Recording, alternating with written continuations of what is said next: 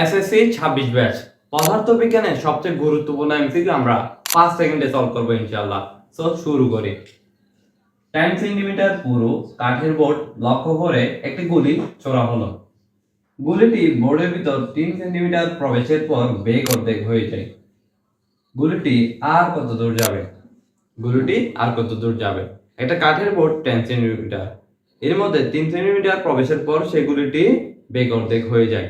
দেন সে আর কতটুকু পথ অতিক্রম করবে সেটাই আমার বের করতে হবে। এটার জন্য আমরা একটা শর্টকাট দেখব। শর্টকাট হচ্ছে 1 সমান 4 কতটুকু যাবে s/3। s এর মান হচ্ছে সে কতটুকু গেছে 3 সেন্টিমিটার, ওইটাই নিচে 3 দ্বারা ভাগ।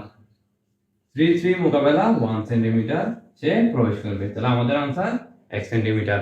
এই শর্টকাটটা কেবল তখনই প্রযোজ্য হবে যখন তোমার বেগ অর্ধেক হবে। তাহলে ঠিক আছে, ইনশাআল্লাহ পরবর্তী ক্লাসে দেখা হবে। সো পরবর্তী ক্লাস দেখতে চাইলে Facebook page, YouTube channel, TikTok যা আছে সবগুলোতে ফলো দিবা, সাবস্ক্রাইব করবা। ইনশাআল্লাহ পরে দেখা হবে। সে পর্যন্ত ভালো থাকো। আসসালামু আলাইকুম।